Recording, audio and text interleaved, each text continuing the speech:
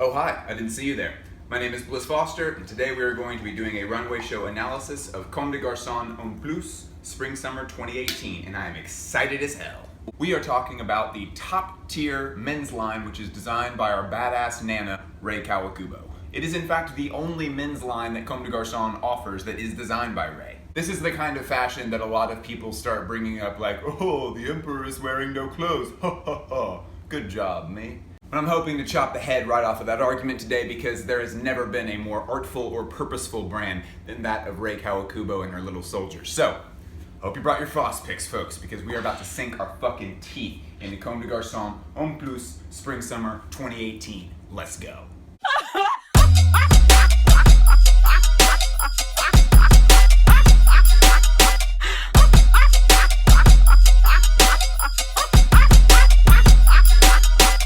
Typically, I like to structure these videos around the show notes that are given by the designers. Show notes are a couple of paragraphs that the designer provides to give context and explain references and sort of give everyone an idea of what they were going for with this runway show. Ray Kawakubo, of course, does not do show notes because she is way too cool and mysterious for that. Instead, for most Comme des Garçons runway lines, she gives a single one-liner that's supposed to kind of contextualize and splash out the whole thing. This season, the one-liner was, "What's on the inside matters." So we're gonna take that one line and we're gonna go through each piece of the show and we're going to kind of see what that illuminates. As per always with these runway videos, I strongly suggest that you go and you watch the actual video for the runway show itself before you watch this analysis. I realize that I say this a lot, and I also realize that I'm showing you the pictures of the outfits right now, but this specific show is incredibly unusual, and there really is no way for you to understand what makes it so unique if you don't watch the actual show itself. This is not a typical runway show. They are not just walking in a straight line down a thing, nor are they walking a designated path. It really is a unique show. I strongly encourage you to watch it. To put it into context, when this show ended, the audience actually stood up, applauded, and cheered at a fashion show. At a Paris fashion show. It's truly a very special show. Did you watch it? Fantastic. Let's start. The clothes themselves are the most obvious place where what's on the inside matters can be interpreted. All the jackets are turned inside out. Woo! Most of the Homme Plus shows have to do with tailoring, and usually it's tailoring when paired with shorts. For how playful and wacky this brand tends to be, especially on their runway shows, it's kind of fun that the format that they choose to communicate all of these ideas in is the one that tends to be the most rubriced and strict men's suiting. So for the most part, the phrase, "what's on the inside matters," is usually in regards to people, right?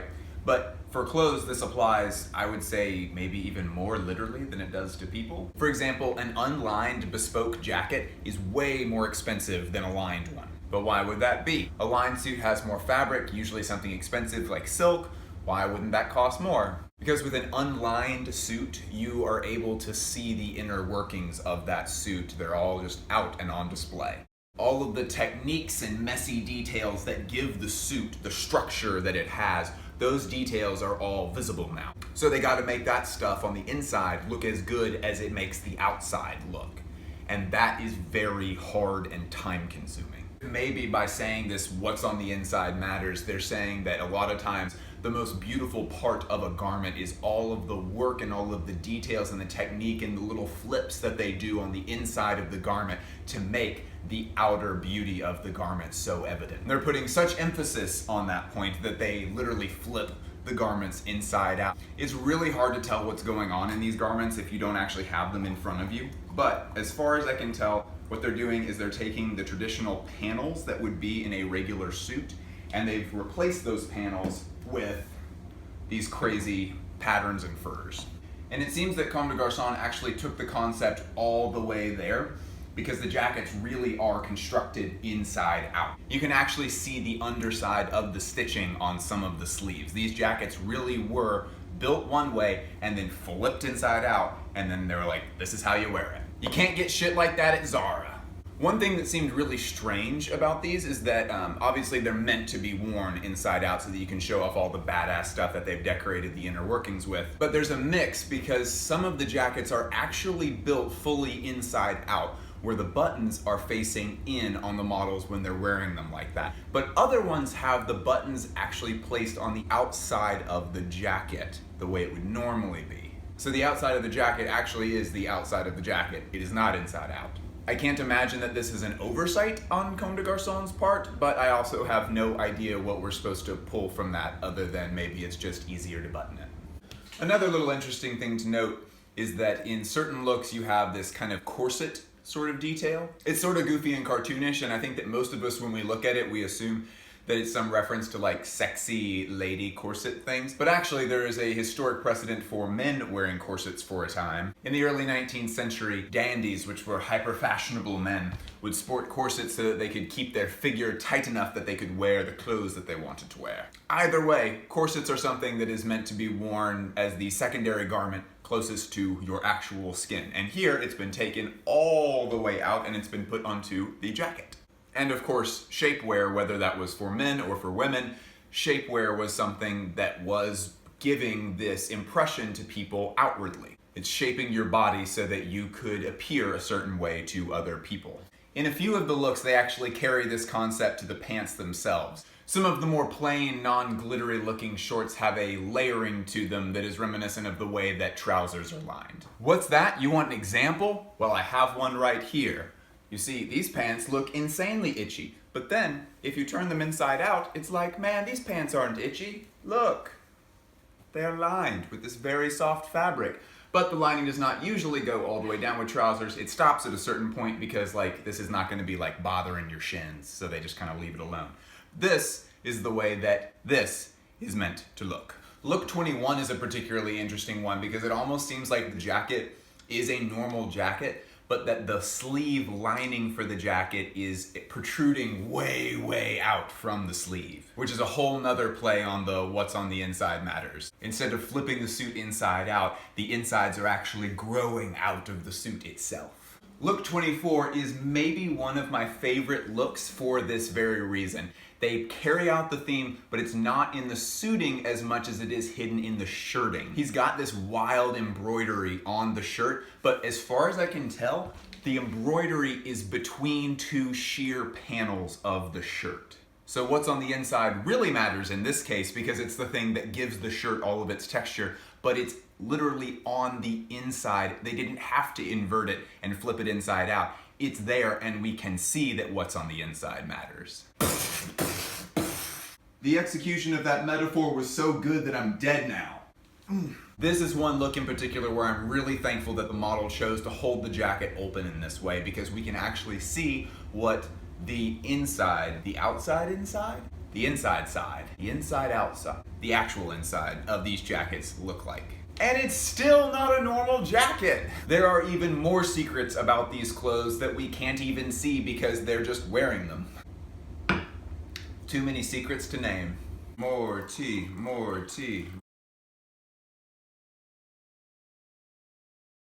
The glitzy disco mix for the show was done by Frederick Sanchez. You might recognize his name because he does literally dozens of Runway show mixes every single season. Frederick pretty regularly does the music for Comme des Garçons shows. But what's different is that typically the music for En Plus shows is kind of intimidating and very brash and sometimes not even very musical sounding. But this show was very, very upbeat. For electronic music nerds, it's kind of what we would refer to as new disco, kind of that like Justice era, Daft Punk inspired French stuff. The show itself is about 13.5 minutes long and 9 songs are featured. And most of those songs are deep cuts from the SoundCloud and YouTube micro-genre communities. Some of the artists have fewer than 1,000 followers. One of the tracks, called Stayin' by Eric Bird and OB99, is one of a handful of tracks that is featured on the Daft Punk fan album, which is an album of songs that are made by fans from the Daft Punk subreddit because they got so impatient waiting for a new Daft Punk album. Frederick is digging very, very deep for these songs. It's likely that Comme des Garçons could pay for the rights to just about any song that Frederick wanted to use. And it's not like it's cool to use big pop songs in runway shows in the first place, But the fact that he dug so very deep for such obscure songs to use in the show, to me kind of speaks a little bit to the what's on the inside matters thing, where it's like, instead of mining for very cool or very relevant artists in the underground, he looked for music by teenagers making music in their bedroom on their laptop. It's not what's on the outside that matters, things like follower count or relevance of genre or coolness. It's more about like the love of making music for the sake of making music. It's a very fun little tie-in. The Nike collaboration on the Air Max 180s that was exclusive to this show plays very neatly into the theme for the Runway show, in that it probably paid for it. Other than that, there's not really a whole lot to talk about. The far more interesting collaboration for this collection was done with French artist Mona Louise. She's known for making these absolutely wild wearable pieces of art that are made entirely of found objects. Usually these are the kind of objects that like your parents would send you a text while you're at college and be like, you either need to find a place for these or I'm throwing them away. Sort of antiquated childhood items. The kind of stuff that you might text them back and say, just throw it away. But Louison is able to take these objects and turn them into wearable collages that imbue them with all this new meaning and all these different ranges of emotion.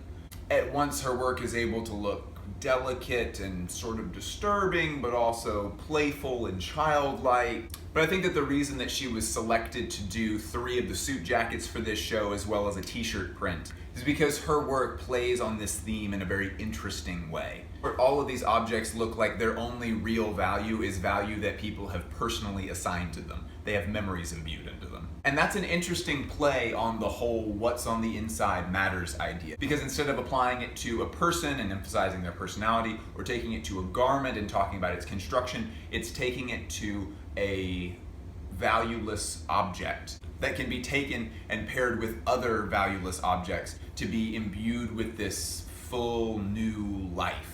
Or maybe it's talking about how the value in objects is the value that we assign to them. I don't know. I like Mona's art a lot because I really didn't know about it before this Comme des Garçons show, and I've thought about it for like the past 2 weeks, and I really can't come to a concrete conclusion on how this plays directly into the theme. But those are the numbers I've been chewing on. I'll kind of leave you with that.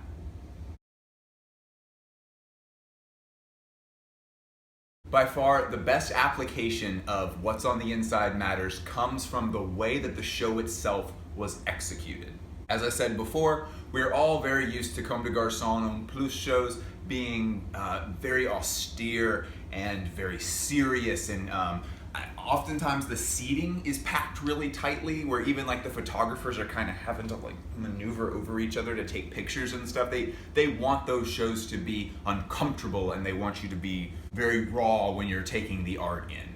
When the video first opens, it looks like we're looking at a wrestling ring. This bare, square stage. But then of course, the lights shone down, and the boys walk out onto the stage, and it's the most colorful clothes that Comme des Garçons Homme Plus has put out in years. But really quickly in the video, the tone kind of shifts a little bit, because you start to notice that the models don't have distinct paths to walk. They seem a little bit aimless. The point is, there was a very unpredictable nature to what the models were doing. There's not very many times in the course of model history where stuff happens out of the ordinary. Runway shows are robotic. Some of those models are going to be walking in 9 other shows that day. The general philosophy is, we don't have time for improv class, we need to give them clear, exact instructions so that they can show our clothes correctly, and so that, most importantly, they don't distract from the sale of our clothes. Okay, that rule gets completely thrown out here, because what I found out from a reliable source at Comme des Garçons is that the direction that was given to all the models was, do whatever you want. That seems like a very small, kind of insignificant detail, but again, for runway shows, do whatever you want. No one ever does that. That is completely unheard of. But also, that is a very interesting direction to give to teenage boys. Because what that does is it shows us, the audience, what those boys are really like. It shows us what those models' personalities are.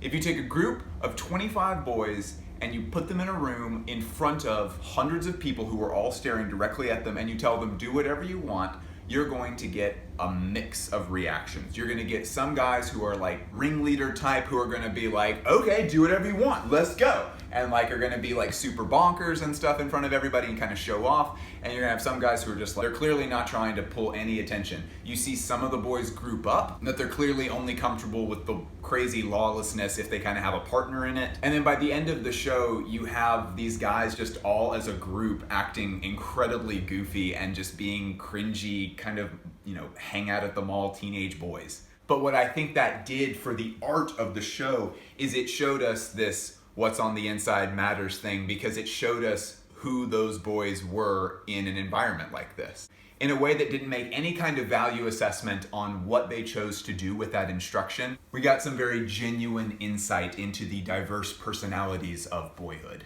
Whatever it is on the inside, whether that's shy kid who wants to kind of hang towards the back, or ringleader kid who wants to hoop and holler around, or this kid who wanted to unbutton his shirt.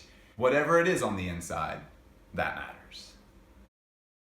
You people are the real heroes of this story. Thank you for watching. Please let me know what you want me to review next. I would love to hear brands. I would love to hear specific runway shows from those brands. Check out the other runway shows. I have 2 ones that came out before this one, and that's one for Raf Simons and one for Rick Owens. Usually what I'm dressed in. They're very high quality, and you should check them out. All right, that's it. My apartment is a wreck. I'm gonna go clean this shit up. Love you guys, goodbye.